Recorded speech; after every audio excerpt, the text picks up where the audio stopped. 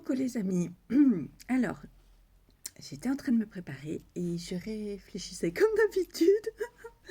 Je pense à de ces trucs, moi, quand je me prépare.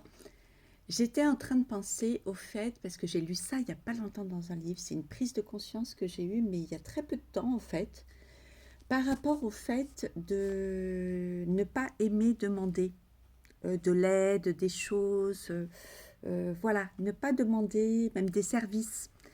Et moi, j'ai été comme ça pendant très très très longtemps. Pendant très longtemps, comment dire, j'en étais même super fière. Et j'en étais super fière, je revendiquais même le fait de dire «Ah, moi, j'aime pas demander». Et voilà, d'être presque fière, euh, d'être autonome en fait et de pas solliciter les autres, de pas avoir besoin de l'aide des autres. Et en fait, j'ai lu, enfin, ça fait un petit moment que je lis des trucs et tout, que ça me titille. Et en fait, j'ai compris que c'est complètement lié à deux blessures. Euh, et en fait, quand on est comme ça, eh bien, c'est pas qu'on est autonome, justement, et qu'on veut pas déranger les autres. Enfin, oui, on veut pas déranger les autres. C'est ça, c'est la partie consciente. Sauf que, en fait, la partie inconsciente, c'est qu'on n'ose pas prendre sa place, en fait. On veut pas être en demande. Il y a une question entre le donner et le recevoir. On veut bien donner, on donne beaucoup, mais en fait, on n'est pas prêt à recevoir. Je sais que ça a l'air dingue. Ça a l'air dingue parce que, et ça, c'est relié aussi à l'argent, à l'abondance, en fait, dans les deux sens, du donner et du recevoir. Pendant longtemps, moi, je disais non, mais moi, j'adore, moi, je demande que ça de recevoir et tout. Je me plaignais tout le temps, je tombais tout le temps sur des copains euh, qui me donnaient pas autant que je donnais. Bon, après, c'est vrai que c'est compliqué parce que moi, c'est vrai que quand j'aime, je donne beaucoup. Je donne beaucoup et ça, c'est pareil, c'est lié aussi à de la dépendance affective et aussi à. Alors oui, il y a le faire plaisir, j'adore faire plaisir et j'ai été élevée comme ça, maman était comme ça. Mais j'ai été élevée dans des codes complets en fait, de soumission où on aime faire plaisir, mais en fait derrière, je me suis rendu compte qu'il y avait un énorme besoin d'amour, d'attachement, qu'on aime et tout. Et ça, c'était pas conscient du tout, hein. Et ça, bah, je vous le partage, mais ça fait mal quand on se rend compte de ça, parce qu'on se rend compte des vraies raisons aussi. Alors, pas de la manipulation, hein, pas dans le sens au point de, mais il y a des gens qui le font, bien sûr, au point de vraiment acheter les gens, hein, voilà, non, pas à ce point-là, mais quand même, comme j'avais de la dépendance affective, bah, je me suis rendu compte que aussi, gâter les autres, leur faire plaisir et tout, c'était quand même, c'est de la manipulation quand même inconsciente, hein. C'est une manière de vouloir rendre les autres attachés à nous, parce qu'on est gentil, parce qu'on fait des cadeaux, parce qu'on. Mais des cadeaux, c'est pas que des cadeaux d'argent, hein, c'est des cadeaux de temps, de partage, de choses, de faire un repas, de faire à manger, de préparer une sortie, de préparer une surprise, tout ça.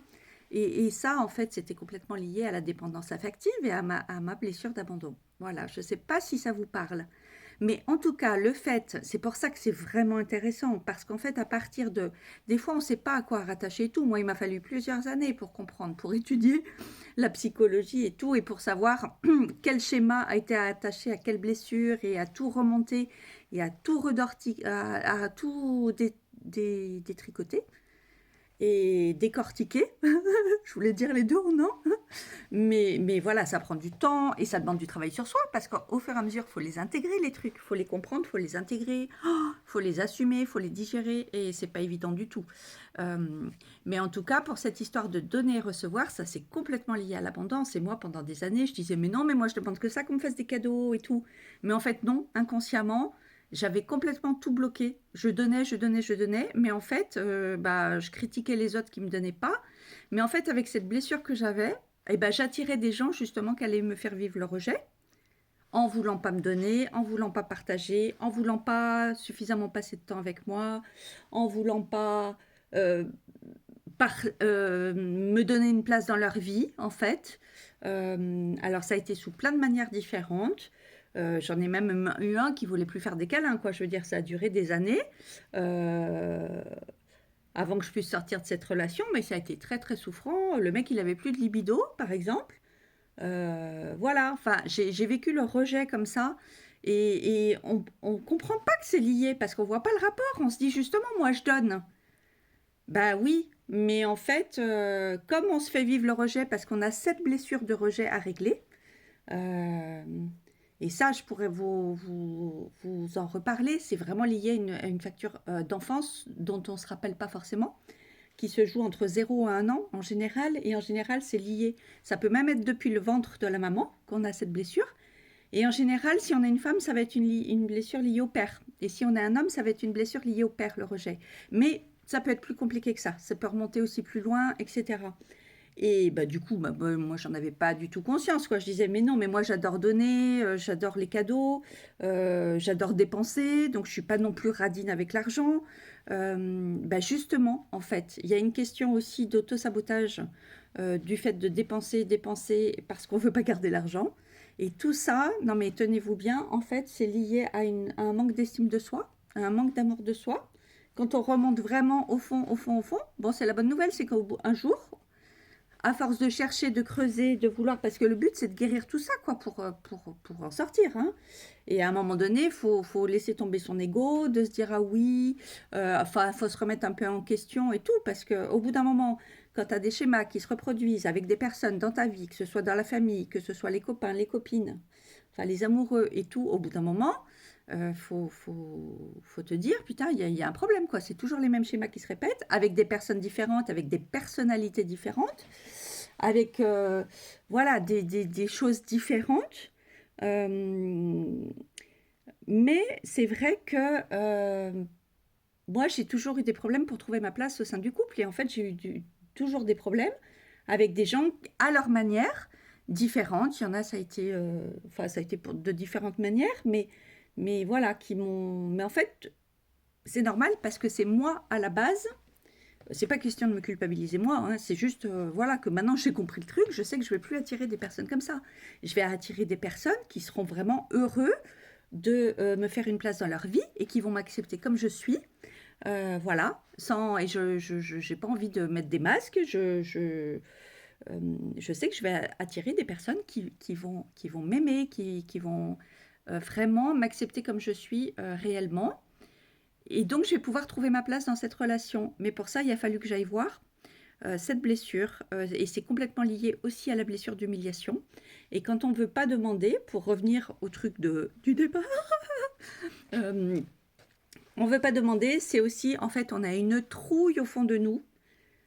En fait, on manque tellement d'estime de soi et de confiance en soi que on a pu être blessé dans la petite enfance. Moi, je sais que j'ai été humiliée, j'ai été blessée en sport, par exemple, et pendant toute une partie de ma vie, je n'osais plus faire du sport. Pour moi, c'est un challenge aujourd'hui de faire la danse orientale, vis-à-vis de mon corps, vis-à-vis de moi-même, vis-à-vis de tout ça.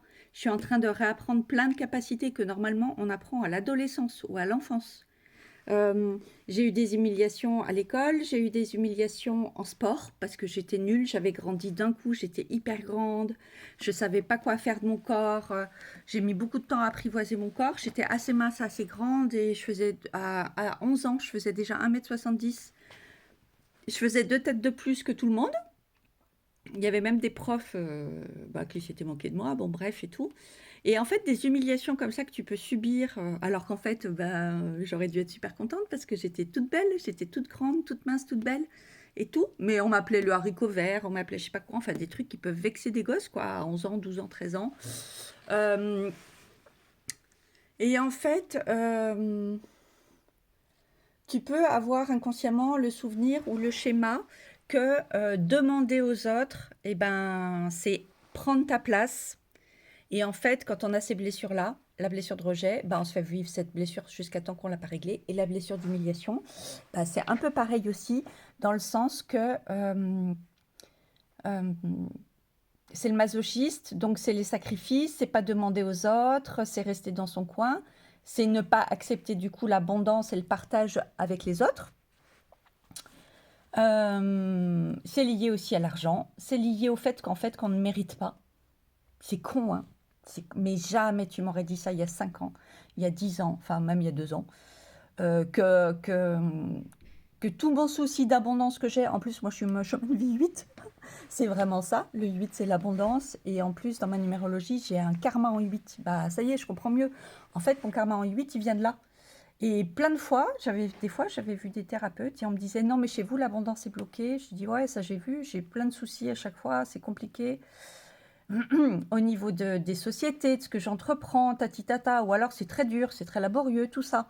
On en parlera aussi de toutes ces croyances limitantes-là, de comme quoi pour réussir, faut que ce soit gna gna, faut mériter, faut que ce soit dur, faut que ce soit laborieux, faut travailler, faut cravacher pour réussir et tout ça. On en parlera parce que ça, c'est des trucs aussi ancrés qu'on a de nos parents, voire de nos grands-parents, enfin pour les gens de ma génération où il y a eu des problèmes de guerre, par exemple, où il y a eu des soucis, voilà, comme ça, parfois aussi chez les femmes, beaucoup de soucis de soumission, d'arriver à prendre sa place aussi, dans des périodes où c'était pas facile pour les femmes de prendre sa place.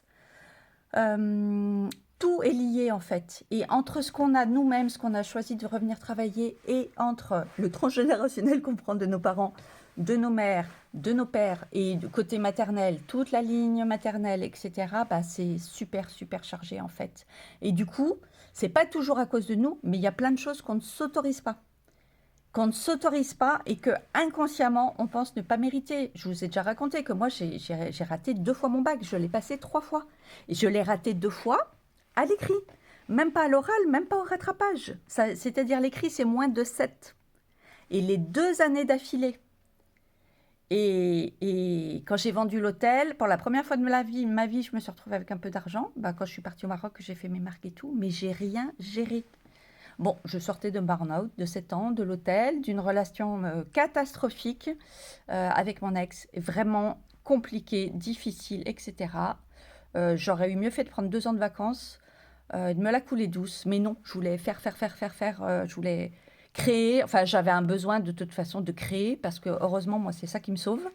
En fait, je suis comme une artiste qui a besoin de créer. Enfin, je suis une artiste, en fait. Et c'est quelque chose que j'assume aujourd'hui, que j'aime. Et jamais j'aurais pensé, il y a quelque temps, que en fait, le fait de prendre sa place, le fait de ne pas aimer demander, en fait, que c'était lié, qu'on a la trouille, en fait, de devoir donner, et on a aussi la trouille que les autres s'aperçoivent qu'on ne sait pas, qu'on n'est pas compétent, qu'on ne pourra pas répondre à leurs demandes, etc., etc. Ça peut être sur des parties un peu conscientes. Après, dans les parties vraiment inconscientes, bah, c'est qu'en fait, on pense qu'on ne mérite pas. Parce qu'on a ces blessures de rejet, voire d'abandon, dans la petite enfance, voire d'humiliation. Nos parents ne nous ont pas démontré qu'on méritait, entre guillemets, qu'on méritait assez pour qu'eux s'intéressent à nous, entre guillemets. Alors, je parle pas forcément pour mes parents, hein. Enfin, mon père, moi, ça a été la blessure de rejet, effectivement. Maman, ça a été de la surprotection. Donc, beaucoup d'amour, trop d'amour même, mais qui t'enlève complètement toutes tes capacités. Enfin, tu ne crées pas tes capacités dans l'enfance, tu ne connais pas tes capacités, tu ne crois pas en toi, justement. Et donc, du coup, bah, ça fait un peu le même effet. Ça fait le même effet qu'une blessure de rejet, ça fait l'effet que tu ne crois pas en toi, tu ne connais pas tes capacités, donc bah, tu penses que tu ne mérites pas, puisque tu penses que tu n'as pas vraiment de capacités. Bah, en tout cas, tu ne les connais pas. Donc, ben, je te dis pas si tu as les deux, comme moi, rejet d'un côté et surprotection de l'autre, mais t'es carrément pas paré du tout pour affronter la vie. Inconsciemment, tu te sens nul, tu te sens. Mais ça, c'est inconscient parce que moi, j'en avais pas conscience, hein, pourtant, je suis quelqu'un d'extraverti, j'ai toujours été un peu rigolote, extravertie et tout. Mais voilà, et puis après aussi les soucis de poids, bah, c'est pareil, c'est une carapace qu'on se met et tout. Bah, en fait, tout est lié.